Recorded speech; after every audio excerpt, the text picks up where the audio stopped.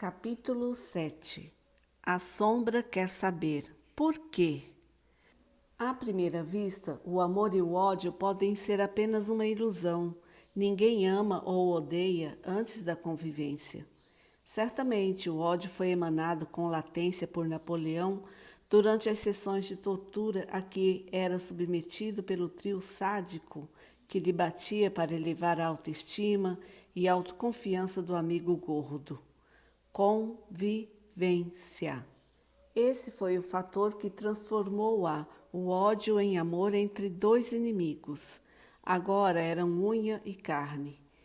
Deitado sobre um acolchoado dentro da maior das tendas, após um dia produtivo para as estratégias do governo francês, estava frustrado, pois ainda não tinha a menor ideia de onde poderia encontrar a relíquia que guiará seu caminho até agora. Durante esse segundo dia de expedição, que se findava em uma noite escura sem estrelas nem lua, Napoleão e Felipe mapearam os principais centros de adoração aos deuses que representavam o sol. Isso os confundia, não sabia se era um único deus, Ra, ou se eram vários que serviam como intercessores deste, como no caso dos Santos da Santa, nem tão santa assim, Igreja Católica. Discussões religiosas à parte, eles fizeram um mapa dos principais templos onde alguma relíquia poderia se apresentar ao sol. A única certeza de Napoleão era de que estavam no ano certo. Quanto ao lugar certo, isso era uma incógnita. Deitado naquele acolchoado, sentiu o frio comum às noites do Egito naquela época. Frio no corpo e na alma. Criara uma doentia dependência de Felipe.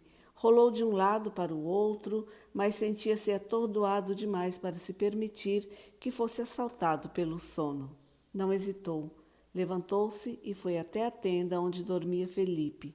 Os dois eram os únicos que tinham tendas exclusivas.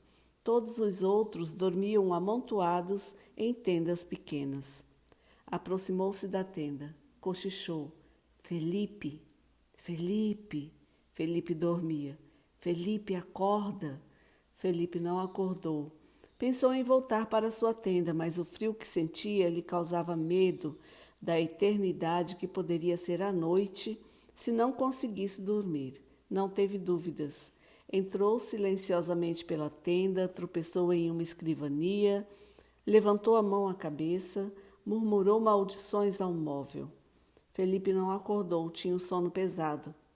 Napoleão aninhou-se ao lado da sua sombra. O frio na alma passou. O corpo não foi aquecido pelas mantas que trouxera contigo, mas não importava, estava acostumado ao frio no corpo. O que lhe incomodava era o da alma, que passou assim que se deitou ao lado do companheiro. Companheiro. Há de se tirar várias conclusões sobre a relação de companheirismo entre duas pessoas, e a relação entre Napoleão e Felipe era confusa desde o seu princípio. Nunca se desgrudaram, desde o dia em que Felipe mostrou a Napoleão que beleza não se compra afeto. Transformaram-se, acima de tudo, em amigos. Amigos discordam, amigos brigam. 2 horas antes de se aninhar ao lado de Felipe em busca de calor, eles tiveram uma discussão ferrenha. Felipe não queria sair em uma excursão às cegas com Napoleão e este não queria dizer quais eram seus reais motivos para não estarem trabalhando nas estratégias políticas, mas em um projeto pessoal e obscuro do cônsul Napoleão. Vejamos a briga com mais detalhes. Estavam exaustos. Ao contrário da noite que era cruel com frio, o dia era cruel com calor. Derretiam como bonecos de cera. Estavam na tenda de Napoleão, estudando o melhor percurso a ser percorrido no dia seguinte, vasculhando os lugares onde o sol era dourado. Felipe assinalava no mapa os lugares que descobriram com os idosos e estudiosos com quem conversaram no decorrer da manhã e parte da tarde. O que afinal estamos fazendo? Quero dizer, para quê? Por que estamos procurando por algo no escuro? Não é no escuro, não, é a luz do dia. E que dia infernal, estamos derretendo. Não faça graça nem fuja do assunto. Sério, eu sempre te digo, acompanho de perto seu sucesso, olha onde chegou, sou seu único confidente. Por que te recusas a me contar o que definitivamente estamos fazendo aqui? Diz levantando do assento frente a Napoleão e caminhando em direção à mesa para servir-se de água. Ora bolas, se não te conto é porque você não precisa saber. Como não preciso saber? Meu santo ópio, eu sou o único que escolheu para te seguir nessa missão paralela e tudo que te peço é que compartilhe comigo o que exatamente estamos procurando. Termina de dizer e vira o segundo copo de água. Eu não sei o que estamos procurando. Como não sabe? Alguma coisa sei que sabe. Caso contrário, não estaríamos aqui. Claro que sim. Então cospe. Não posso. Puta morta no convento. O quê? Pergunta espantado com tal expressão. É assim que eu me sinto. Ah, pare com isso. Não, senhor cônsul Napoleão. Não tenho serventia nenhuma, a não ser para ser exemplo de como não ser amigo do seu superior. Não importa o quão amigo sejas, sempre terei de seguir suas ordens cegamente. E o que isso tem a ver com puta morta no convento? Não tem nada a ver, nada. Só estou muito chateado contigo. Eu não sou um militar como qualquer outro. Eu sou sua sombra, lembra? Sou uma extensão de ti. Desculpe-me, mas eu não posso te contar. Só posso dizer que procuramos algo que se destaque nessa terra ensolarada. Precisamos procurar alguma coisa em comum. Quer saber? Desejo-te a boa sorte. Amanhã me integrarei a alguma das equipes de estratégia política. Está disposto a matar alguns inocentes? Felipe não respondeu. Virou o terceiro copo de água. Colocou com velocidade sobre a mesa. Respirou fundo. Arremessou um olhar nem um pouco amigável que dizia: ou me conta tudo que quero saber, ou me deixe em paz com minha função de militar do consulado, já que não quer ser meu amigo. Caminhou até um caixote, pegou uma garrafa de vinho, serviu-se em uma taça, virou a taça. Olhou para Napoleão desafiando-o. Serviu-se novamente. Napoleão chorou internamente, mas não demonstrou. Fez-se apático. Seguiu com frieza os movimentos de Felipe, que, após tomar a terceira taça de vinho, saiu da tenda com uma tromba mista de vários sentimentos. Era a segunda vez na vida que não se sentia bem consigo e com o meio. Pela segunda vez, quem provocara isso era Napoleão. Napoleão não era quem estava se sentindo ferido, então para ele tudo estava em perfeita ordem agora que estava aninhado em sua sombra.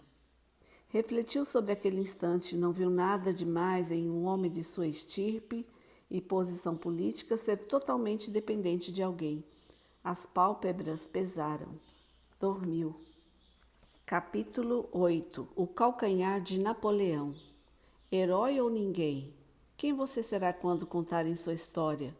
Se bem que neste novo mundo não há mais vaga para heróis. O paraíso não precisa deles, afinal, os heróis já fizeram o que tinha para ser feito, mas Napoleão não se importava se seria lembrado como herói ou vilão. Ele só não queria ser ninguém. Havia escolhido um destino de glória e estava a caminho dele. O deserto do Cairo acordou cedo após ser atingido pelo sol, que se apresentou escaldante. Em seguida, Felipe acordou, bocejou, espreguiçou-se para o lado direito, de olhos fechados, espreguiçou-se para o lado esquerdo, seus braços atingiram Napoleão. Não acreditou na empáfia que o bendito teve por dormir ao seu lado depois de uma briga não resolvida, mas o passado muda todo dia à luz do presente. É possível compreendê-lo, aceitá-lo ou utilizá-lo como aprendizado para novas abordagens. Por alguns instantes refletiu sobre a briga, sobre seus anseios, sobre sua dedicação. Ainda queria saber o motivo para estar em missão dupla, mas precisava ser inteligente para conseguir as respostas que queria. Precisa se tranquilizar para não perder o equilíbrio como no dia anterior. Levantou-se sem fazer alarde. Pegou um pouco de água da reserva e colocou-a em um refratário pequeno. Despiu-se, umedeceu um pedaço de pano e asseou seu corpo. Mascou cidra e folhas de louro. Felipe não era adepto à falta de hábitos higiênicos latentes em sua sociedade. Gostava de sentir-se limpo e aromatizado, da cabeça aos pés. Ainda estavam à mostra as curvas torneadas pelos músculos, ainda estava à mostra a pele cor de leite suave, delicada como seda chinesa. As suas partes íntimas ainda respiravam livremente. As nádegas ainda estavam à mostra quando Napoleão acordou, após Felipe deixar cair propositalmente um caneco. A intimidade lhes permitia contemplar a nudez um do outro sem constrangimentos, mas Napoleão fingiu dormência. Ficaria de os olhos fechados até que Felipe tivesse coberto a nudez. Mas Felipe era ardiloso. Ao perceber que Napoleão fingia dormir, resolveu brincar de fingir. Deitou-se como viera ao mundo, nu, fingiu dormir. Algum tempo depois, Napoleão levantou-se, despiu-se, repetiu o mesmo ritual de Felipe, asseou-se e aromatizou-se. Havia aprendido com companheiro e amigo que, independentemente de os narizes alheios terem se acostumado com a carniça que o ser humano produz, o cheiro fresco de uma pele bem cuidada era infinitamente mais agradável e atraente. Felipe o observava, contemplava sua estratégia sendo enraizada no manipulador mais manipulável que conhecia. Napoleão passou almíscar em suas vergonhas, que vergonha nenhuma lhe causava, era saliente e, digamos, encorpada. Voltou a deitar-se, ainda despido. Sabia que, de certo modo, já havia sido perdoado. Caso contrário, Felipe o teria expulsado imediatamente após acordar. Mas essa foi a deixa para a inteligente sombra. Felipe levantou-se e se vestiu, para o espanto de Napoleão, que já estava com intenções maliciosas. Já era sem tempo que se asseasse para iniciarmos o dia. Ainda está com raiva de mim? Eu? Imagina, disse em tom de ironia. Ouça, Felipe, precisa me entender, nem tudo posso te contar. Eu posso entender muita coisa, como, por exemplo, fingir que somos grandes amigos, ainda que eu saiba que todo mundo sabe o que sabemos. Como assim todo mundo sabe? Ah, pelo amor de Deus, Napoleão, acha mesmo que ninguém sabe que somos um casal? Acha mesmo que somos apenas nós nesse mundo imenso de meu Deus, que preferimos o prazer de um homem em vez do prazer de uma mulher? Agora mesmo estava em vias de se atirar sobre mim para nos derretermos em luxúria. Não importa, até que isso saia de nossas bocas, ninguém pode falar nada. Além disso, eu sou uma autoridade. Vamos, levante-se, homem, arrume-se para procurarmos, seja lá o que procuras. Tire essa roupa e venha aqui. Vamos, não se faça de difícil. Difícil, disse sorrindo. Eu não me faço de difícil, mas posso lhe garantir que será impossível tocar-me mais uma única vez sem que tenha me contado o que estamos procurando. E o que pensa fazer com tal informação? O que faria eu? Sim, ora as bolas. Por que quer tanto saber? Prometi ser sua sombra, estar sempre contigo. Uma sombra é a extensão do corpo, e assim sendo, deverias confiar em mim. Bem, é isso. Ou conta, ou paramos com o divertimento. Ah, o poder da luxúria! Esse era o plano de Felipe, chantagear Napoleão, que era extremamente inseguro com sua capacidade de conquistar homens ou mulheres, de ficar sem o que ele mais gostava depois do poder. Napoleão se levantou, passou por Felipe, sorriu maliciosamente e vestiu-se. Tudo bem. Hoje, quando voltarmos da nossa expedição, contar-lhe-ei tudo. Tudo que não sabe sobre mim. Ficarei em suas mãos. Estará em boas mãos. Possivelmente, Felipe era a única pessoa no mundo que poderia tirar Napoleão de seu destino. Claro, poderia, do verbo. Isso nunca iria acontecer. Afinal, ele estava fadado ao que quer que estivesse no fim de seu caminho. Todos os caminhos lhe colocavam na direção do caminho final. Ao mesmo tempo, Felipe fora o responsável por tornar seu caminho agradável. Foi ele quem apresentou a possibilidade da felicidade a Napoleão. ainda que no seu íntimo soubesse que nunca seria feliz, afinal a felicidade depende do descompromisso com o futuro. Para ser feliz, é preciso se contentar com tudo que tem, sem achar que precisa de qualquer coisa além do que tem, sem precisar pensar no amanhã. Napoleão vivia em função de um amanhã impreciso, lutava por algo que não conhecia. Napoleão sabia que não poderia ser feliz, mas conviver com alguém feliz lhe trazia uma paz inexplicável. Napoleão queria poupar o companheiro de tudo o que sabia sobre si e sobre seu futuro, pois isso poderia matar a felicidade da pessoa com quem mais se importava, além de si próprio, claro. Contudo, no dia anterior, Felipe sentia necessidade de saber sobre a relíquia para ser feliz, e isso voltaria a acontecer. Napoleão não suportaria a ideia de ter tirado a pureza de Felipe. Apenas os puros podem ser felizes. Precisava manter-o, acima de tudo, amigo puro, puro e limpo da curiosidade, da ansiedade, da necessidade de descobrir. Capítulo 9. Vasculhando o Egito. Frente aos mais importantes dos templos de adoração, a Amon-Ra, no complexo de Karnak, Napoleão estava com um olhar distante. Relembra de toda a sua trajetória até ali. Consegue sentir a presença do tio, consegue sentir o cheiro da lama em dias chuvosos, do vilarejo onde passou a infância. Lembra-se de sua profecia e maldição. Sente-se grato por ter perdoado Felipe e por tê-lo ao seu lado. Antes de entrar no templo, abriga-se do sol juntamente com Felipe e seus cavalos, sob uma oliveira. Napoleão respira fundo e decide-se abrir ao amigo e amante. Vou te contar, mas preciso que me faças uma promessa antes. Mesmo? Indaga incrédulo. Qual promessa? De fato, merece saber. És o único em quem posso confiar. Obrigado, mas qual é a promessa? Preciso que prometa que não vai se deixar levar pelo que vou te contar. Não quero que desenvolva nenhum sentimento que lhe roube a felicidade.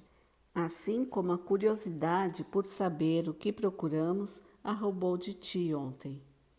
Mas como posso prometer isso? Não controlamos nossos sentimentos. As pessoas normais não controlam, mas você sim. És a única pessoa que conheci em toda a minha vida que conseguiu me mostrar o que era felicidade e como ela funcionava. E como eu controlo a minha felicidade? Se eu te contar, você não mais a controlará. Será perseguido pela oposição. De qualquer forma, promete? Prometo. Não vou me importar com o que quer que diga. Apenas tentarei usar ao nosso favor em busca do que estamos buscando. Tudo bem. Não ficou pedra sobre pedra que não tenha saído no lugar para se compor a narrativa de Napoleão. Desde o momento em que decidiu buscar a ajuda do tio feiticeiro até o momento que sua alma chorou no dia anterior, ao ver a alegria do amor de sua vida fugir de seu estado de sorriso constante, não exatamente um sorriso de dentes, mas um sorriso de alma, de olhos. Nenhum detalhe foi poupado. Napoleão estava com a alma nua em frente a Felipe. Houve um silêncio sereno. Um silêncio necessário para que Felipe deglutisse todas as informações e as convertesse em um conselho. Havia se mantido calado durante a narrativa e agora restavam algumas dúvidas para que pudesse formar suas opiniões. Trocou sua alma pelo poder? Não, inclusive está completamente despida diante de ti. Eu apenas me privei das falsas escolhas do meu livre-arbítrio e escolhi um destino. Isso quer dizer que, independente do que faças, sempre se tornará o rei dos reis, o portador da relíquia?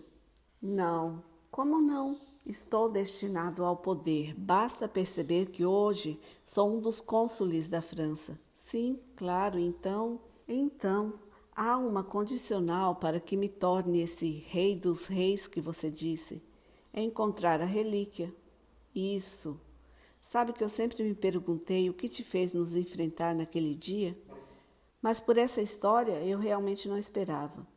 E estou feliz por ter compartilhado comigo. É bom saber que a magia realmente existe. Você realmente está feliz? Sim, por que não estaria? Não sei. Bem, o que me diz sobre a relíquia?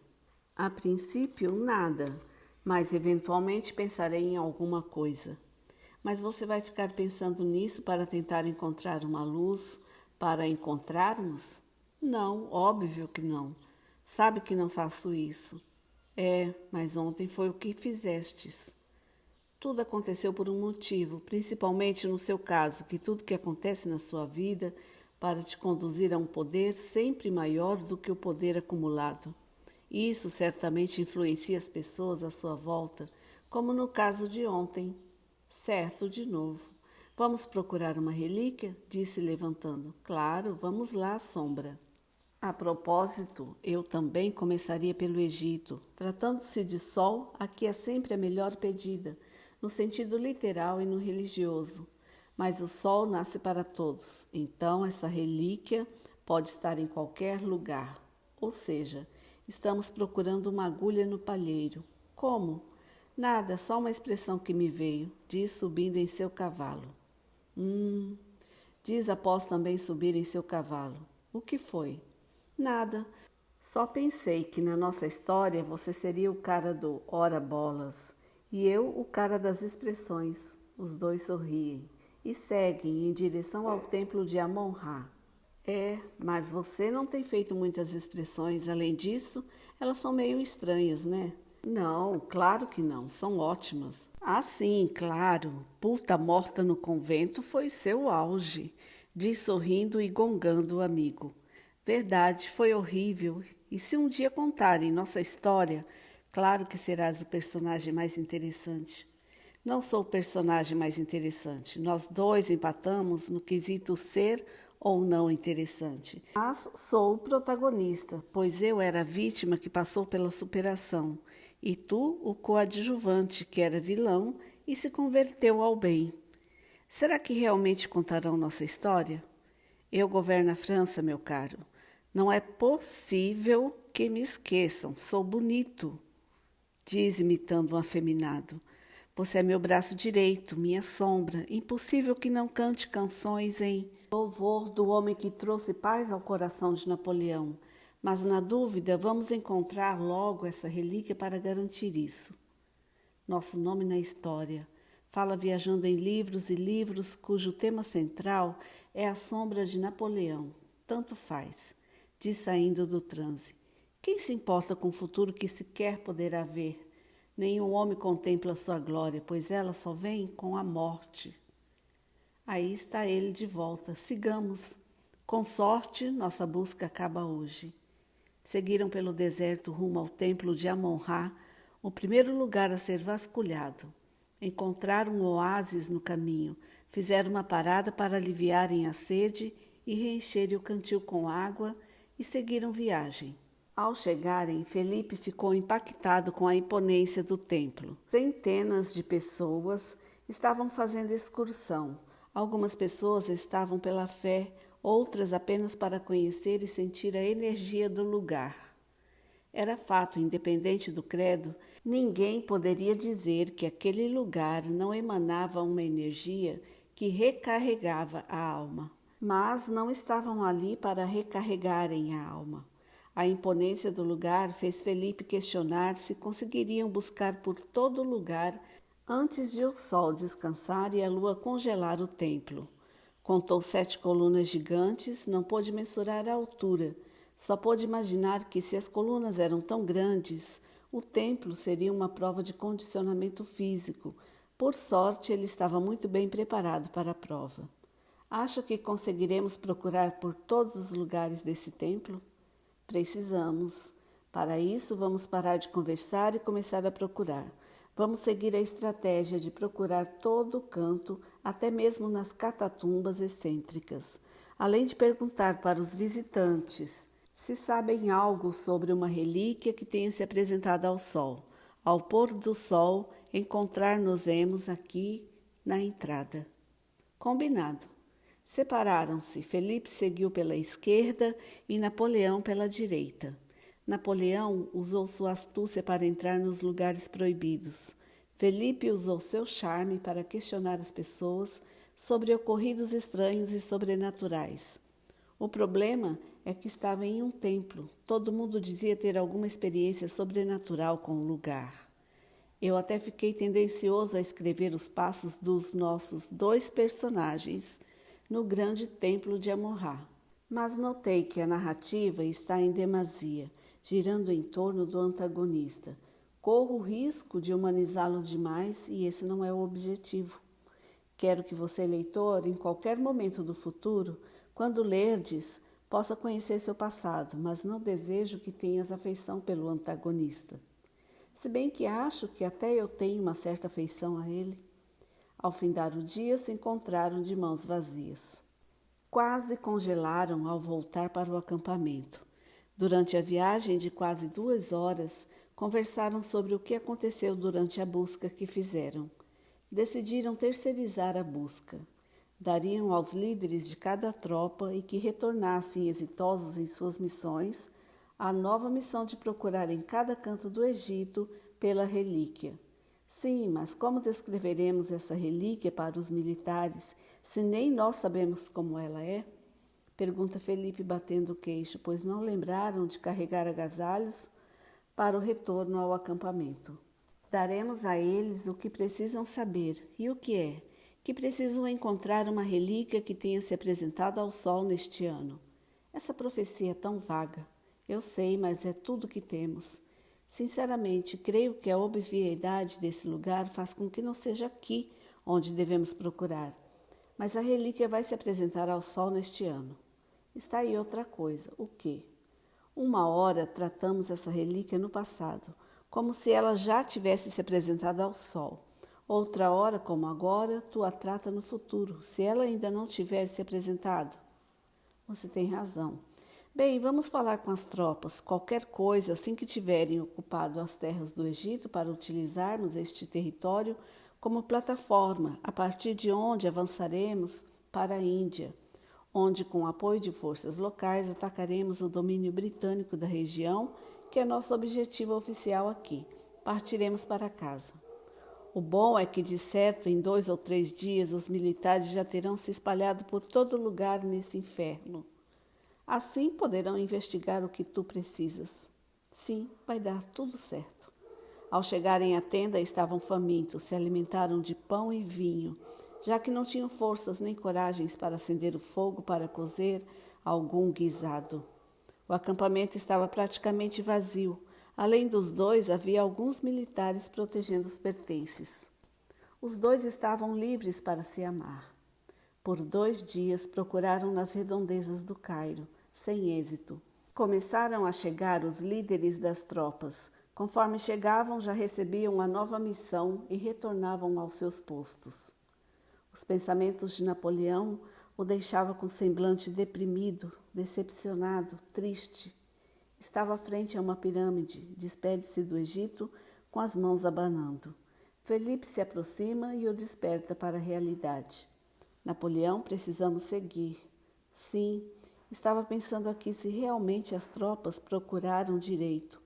Claro que procuraram, mas ainda temos a vida inteira para procurar. O mundo não é tão grande assim. A gente vai encontrar essa coisa, seja lá o que ela seja. Começam a viagem de volta para a França. Um mendigo de rosto coberto com as mãos estendidas para receber esmolas chama a atenção de Napoleão. Ele desce de seu cavalo, retira uma moeda do bolso e coloca na mão do miserável. Assim que sente a moeda tocar a mão, o mendigo acalenta o coração de Napoleão. O que procuras está em Portugal? Como assim? Como sabes que procuro algo? Pergunta com espanto e incredulidade. A relíquia se apresentou ao sol em Portugal, sob a coroa de Porto. Habita a conquista do mundo. Não pode ser, pensou Napoleão, voltando para o seu cavalo. O que ele te disse para você ficar com a cara melhor? Ele disse que a relíquia está em Portugal. Não pode ser. Não pode ser que esteja lá ou que o mendigo saiba onde está a relíquia? As 2 alternativas dão na mesma. É isso mesmo. Não pode ser que ele saiba. Mas como ele saberia que procuro por uma relíquia? Talvez porque todo o Egito sabe que tem alguém procurando uma relíquia. Não sei se percebeu o reboliço que essa história de relíquia causou nesse país, e o povo está alvoroçado em busca do desconhecido, sem saber se vale a pena ou não. Não sei não. Acho que isso foi uma pista do universo contribuindo para o meu destino. O mendigo descobre o rosto e Napoleão teria perdido o queixo se tivesse visto que era o tio, que jurava ter sido enterrado alguns anos antes. Assim que o velho recebeu o sol na careca, dissolveu-se, deixando apenas as roupas no lugar. Napoleão envia espiões a Portugal. Eles nada descobrem.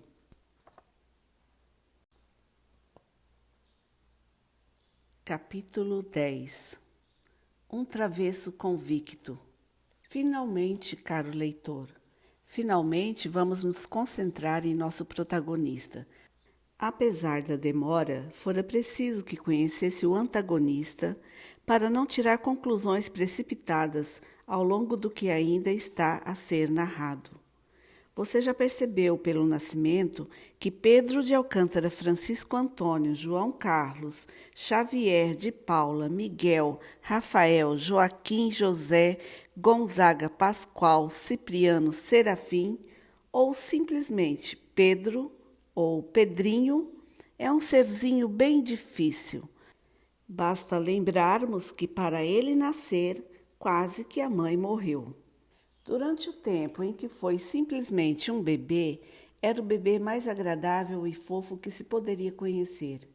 Mas os bebês crescem. Os bebês começam a engatinhar. Esses monstrinhos começam a falar, andar, correr, traquinar e enlouquecer os pais. Era adorado e super protegido por todos, pelos pais, pelos empregados e pelos irmãos. Tudo na casa girava em torno do garoto. O pai estava sempre em viagem, pois gostava de ser um príncipe ativo. Não que se importava com o povo, mas gostava de acumular riquezas para a coroa. Sempre que voltava para casa, Pedrinho era por quem primeiro perguntava. No dia de seu primeiro aniversário, o palácio ficou em festa. A embriaguez foi a ordem suprema. Todos os convidados ficaram com a sobriedade vulnerável. Os empregados estavam ocupados demais, servindo. Ninguém estava lembrando do aniversariante, pois ele se cansou e foi posto para dormir. Os irmãos brincavam em seus quartos. Entre uma dança e outra, o príncipe observava a esposa ultrapassando os limites da decência com os homens casados e solteiros. Na verdade, perderam o pudor da realidade e, embriagados, agiam como se não fossem quem estavam fadados a ser, pessoas dotadas de poderes sociais que deveriam sempre ser exemplo. Porém, em festas como aquela, ninguém era exemplo.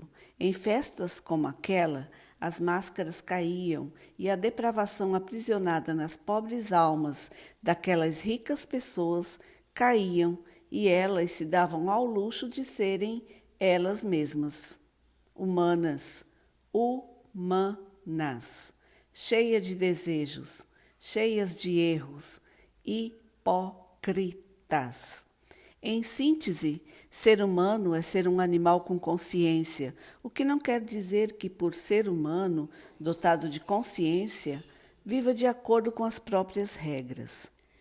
Talvez a maior vantagem de ser humano seja poder quebrar as regras e viver livre das imposições do instinto. Todos naquele salão eram humanos na plenitude da vantagem. Dom João relevou a dança em que a esposa estava em demasia próxima de um membro da corte espanhola, corte a qual descendia.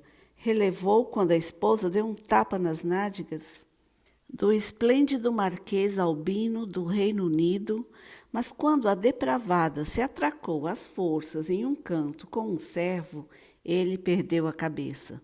Atravessou o salão cambaleando, aproximou-se da adúltera e do servo, que se deixou levar para não ser açoitado por ordens da própria princesa, que tinha um longo histórico de mandar punir os servos que a renegasse. Segura os ombros dos dois, separando-os. Estás maluca, sua diaba? Saia daqui, seu broxa, deixe-me em paz. O servo aproveita que escapou das garras da princesa e sai em disparada. Que o céu me contenha caso insistas nessa cena ridícula. Não sejas tão conservador. Olha à sua volta, a luxúria contaminou todas as almas que estão nesse salão. A única coisa que todos querem é se divertir. Tu deverias fazer o mesmo. Eu faço e tu sabes disso. Somos dois adúlteros, mas faço isso quando a sociedade não está com os olhos em mim para fazer julgamentos. Tire sua máscara, querido príncipe. O mundo precisa de sinceridade. Se o mundo fosse sincero, entraria em colapso. Contenha-se. Se dirige até o terceiro degrau da escada que levava aos quartos e fala com os convidados. Meus amigos, ninguém ouve. Acabou. Silêncio constrangedor. Acabou, meus amigos. Infelizmente, amanhã a realidade novamente nos sufocará. Então, vamos descansar um pouco para encará-la ao amanhecer. A música cessou. A rainha se irritou. Como pôde acabar com uma festa assim? Quanta rispidez com os convidados! Mãe, a senhora está bêbada, precisa ir descansar. Amanhã conversamos. Não, não irei. Quero beber. Quero festejar o aniversário do meu neto mágico. Mãe, diz retirando a mãe do meio dos convidados, a senhora quer colocar seu neto na mira da astúcia e ganância humana? Claro que não, o que foi que eu disse? A senhora só faltou dizer, olhem, por que não fazem uma disputa para saber quem rouba meu neto primeiro? Diz a nora que não mais sentia o fogo arder em suas partes, após ver a velha rainha cometendo tal gafe. Mãe, vamos subir. Pode deixar que eu subo sozinha. Obrigada, meus queridos. Sejam sempre bem-vindos ao nosso palácio, quando forem convidados, claro. Convide-nos sempre, bradou um dos convidados, fazendo com que os demais o aplaudissem. Tenham todos uma boa noite. Vida longa, rainha, disse um. Vida longa, rainha, disseram todos. A rainha subiu para seus aposentos. A música não voltou a tocar e os convidados começaram a se dispersar, a maioria voltando para suas fazendas, casas e palacetes, e alguns seguindo em direção aos quartos de hóspedes. Os servos foram dormir. Os pais, um príncipe e uma princesa que viviam em pé de guerra, mas que sempre eram reunidos pelos filhos, subiram as escadas discutindo. Como pode ser tão depravada? Ah, cala-te a boca, não estava fazendo nada demais. Vai me dizer que não tiveste vontade de se atracar com alguém durante a festa? Tive por várias vezes, mas me contive, pois não quis nos expor aos convidados. Nenhum dos convidados eram santos. Aliás, essa é a premissa para ser convidado. Estás a falar besteira. Como? Vai me dizer que tinha algum santo aqui? Todos nos esbaldamos no luxo, na luxúria e em inúmeras mordomias e pecados, graças à miséria de quem nos sustenta. Só fingimos que essa não é a verdade, mas todos a conhecemos. E o que tem a ver nosso luxo com a nossa luxúria? Tu te fazes de burro para viver, não é? Mas eu sei que foste educado ao modo herdeiro principal.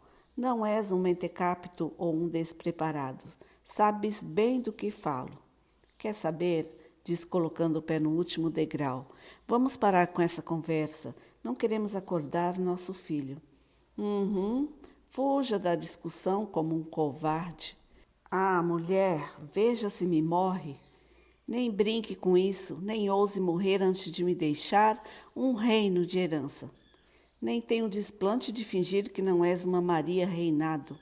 Sabe que te amo, não é? Ah, sim, claro, se sei. Ironiza. Silêncio, vamos nos acalmar para não acordar o Pedrinho. Fala enquanto abre a porta. Entram ávidos para velar o sono do pequenino que, em tese, deveria estar no berço, ao lado da cama do casal no quarto Dom Quixote. Mas, ao chegarem ao berço, surpresa, o garoto não está lá. Jesus, Maria, José, Pedrinho não está aqui. Grita enlouquecida e sai disparada gritando o nome do filho pelos corredores. Acalma-te, mulher, o garoto deve estar no quarto dos irmãos. Será? Carlota ouve um barulho, como se fosse um riso cortado ao meio. Ouviste isso? Ouvi o quê? Nada. Vamos ver se ele não se escondeu em algum canto. Olhei no armário, vou ver debaixo da cama e atrás das cortinas. Vasculham o quarto, mas não encontram o garoto. Seguem em direção aos quartos dos outros filhos. Dormem feito anjos. Pedro não está com nenhum dos irmãos. Meu Deus, nós somos dois irresponsáveis. Dá para se acalmar, mulher? Vamos procurá-lo. O que poderia ter acontecido com ele? Já se esqueceu quem ele é e quem vai ser? Claro que não, mas não aconteceu nada e ele está em algum canto. Começaram a procurar em todos os cômodos da casa e em poucos minutos todos os que dormem se despertaram, exceto os outros filhos. Todos no castelo, convidados, parentes e servos procuram pelo garoto. Carlota procura em minúcias e instrui que todos façam da mesma forma. Amigos, parentes e servos, vamos procurar por todo o palácio, até nos cômodos onde já procuramos. Só não procuraremos no quarto das crianças para não as acordar. No quarto delas e do príncipe João já procuramos. Acalme-se, minha filha. Ele deve estar fazendo alguma travessura. Não há de ser nada, diz bocejando a rainha. Assim espero, minha rainha, assim espero, diz enquanto é acalentada pela sogra. Vira-se aos demais presentes no salão, onde todos se encontraram para criar a estratégia de busca pelo garoto. Vamos, minha gente, abram todos os móveis para termos certeza de que ele não se escondeu. O nome de Pedro ecoa incessantemente pelo palácio por um quarto de hora. Não o encontram em lugar nenhum. Definitivamente ele não está dentro do palácio. A busca é transferida para o lado de fora. Cada centímetro do jardim é vasculhado, inclusive as águas do chafariz. Não o encontram. A floresta torna-se alvo de busca. O sol lentamente surge no horizonte anunciando um novo dia, mas a tropa sonolenta que saiu do castelo para o procurar não o encontra. Carlota chama o rei para irem até a casa de Jerusa. João, precisamos despistar a todos e procurar Jerusa para que ela nos ajude a encontrar nosso filho. Será que ela vai poder nos ajudar?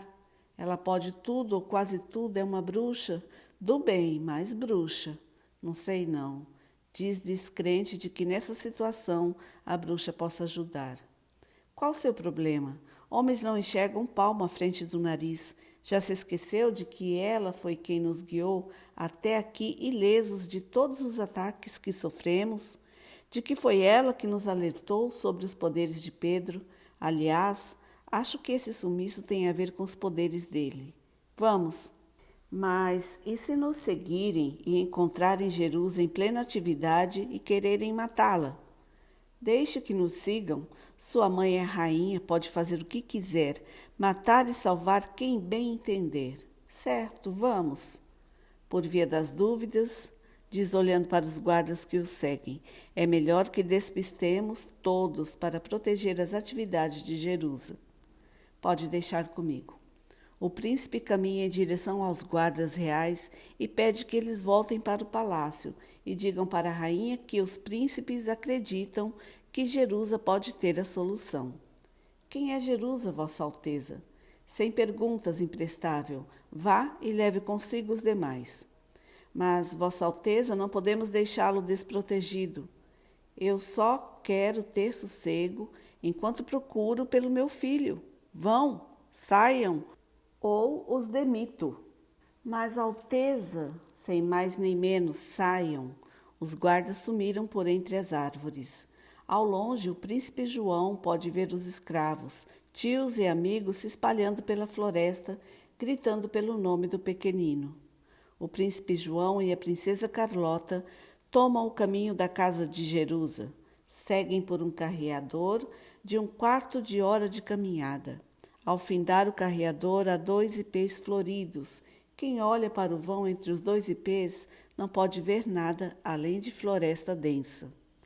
Mas ao passar por uma parede invisível entre as 2 árvores majestosas, que é um portal, vem uma realidade projetada pela bruxa, um caminho ladeado por pés de Comigo Ninguém Pode, que depois passa a ser ladeado por rosas vermelhas e brancas e, finalmente, um campo de girassóis a perder de vista, e no meio dele um casebre onde Jerusa mora. Apenas alguns integrantes da família real e 3 servos de confiança conhecem o local. Mas Jerusa não tem medo de ser descoberta.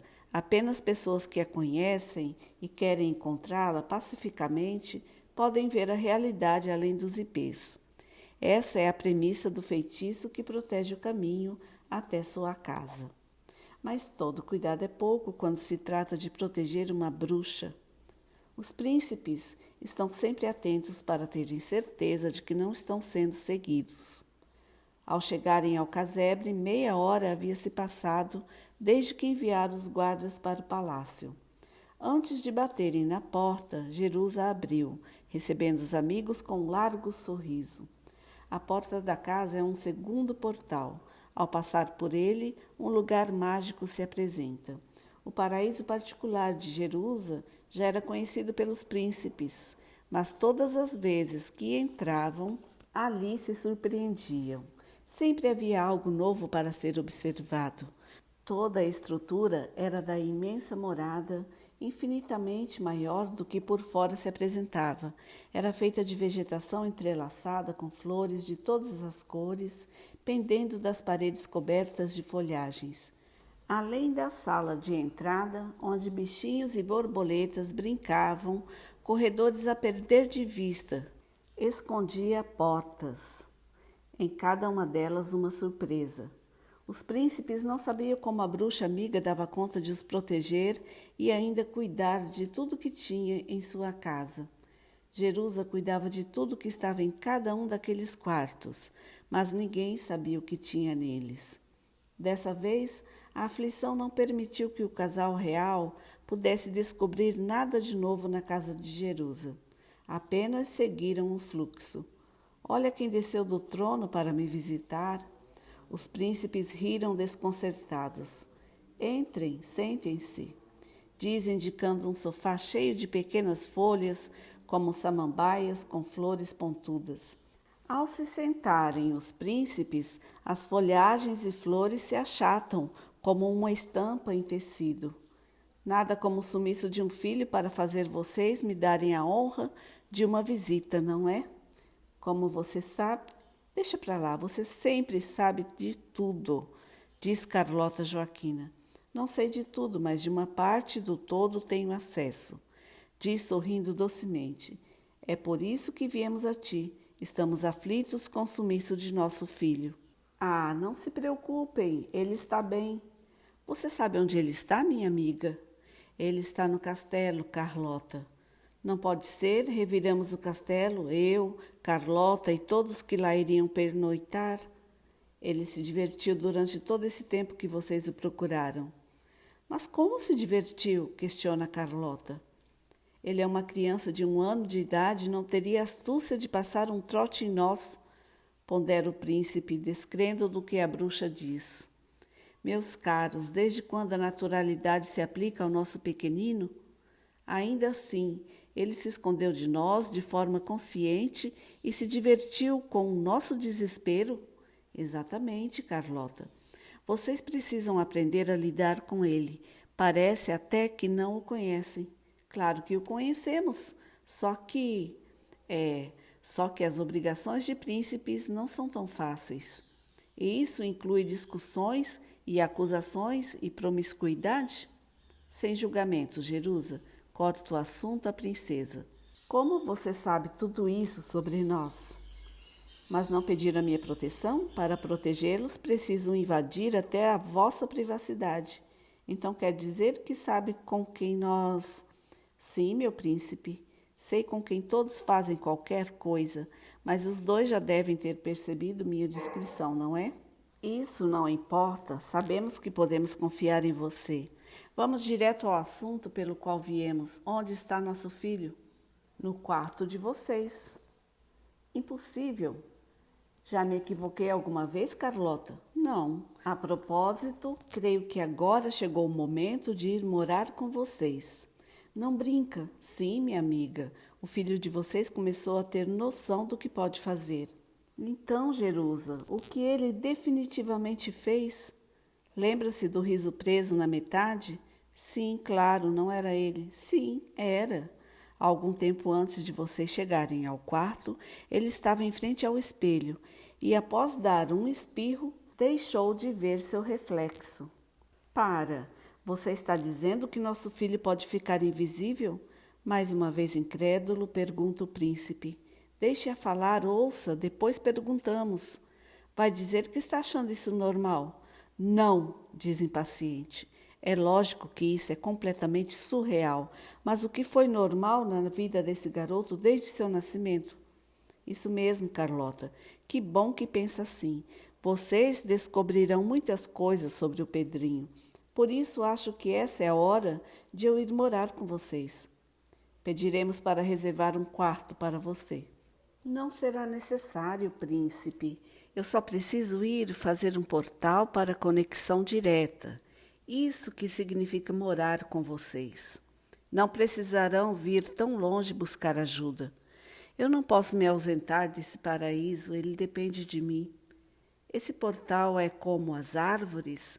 Não, é mais direto, é a porta. Após responder a pergunta da princesa, se dirige à porta e lança as mãos para alto na direção da porta. De sua mão sai uma energia azul. Essa energia cria um espectro da porta que se salta para a frente. Jerusa faz movimentos circulares com as mãos, intercalados com alguns movimentos que formam um mapa dentro do círculo. O espectro de luz azulada fica denso e fortemente reluzente.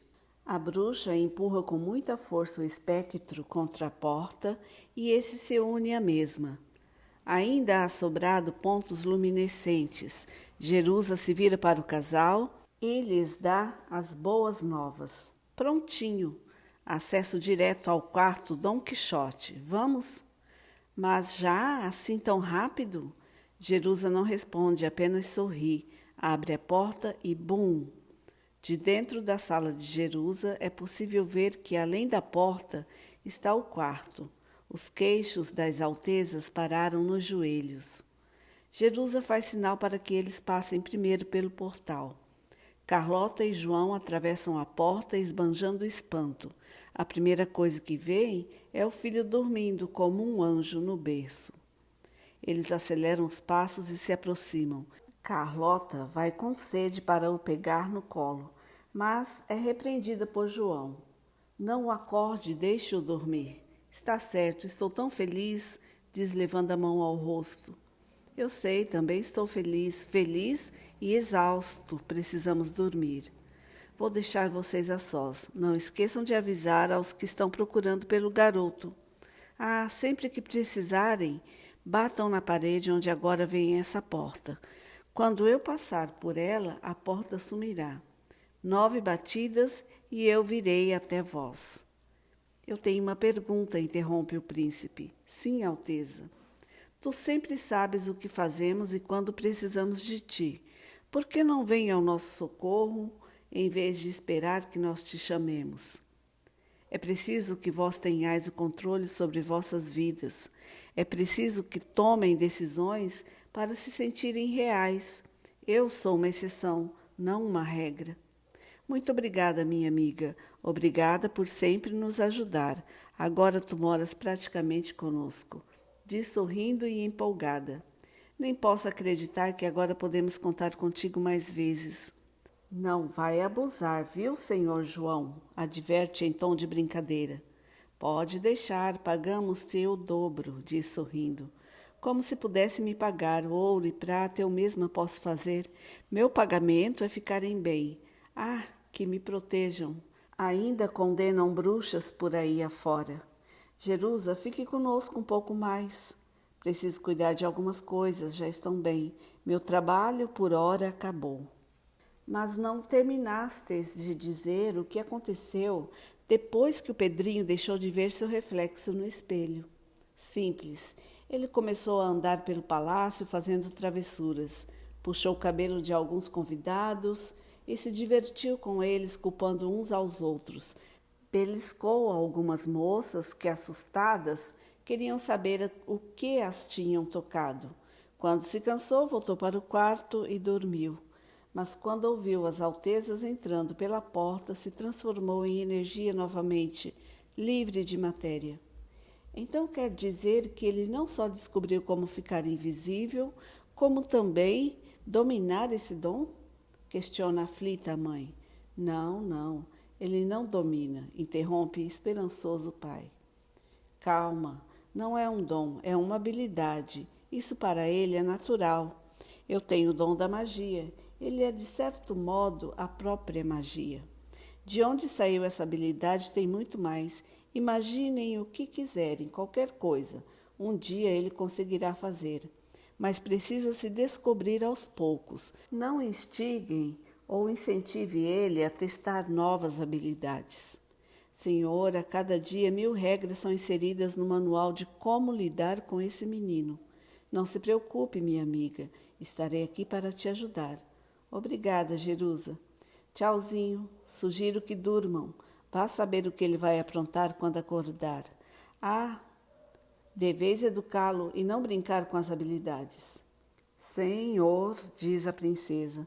Senhor ao quadrado, diz o príncipe.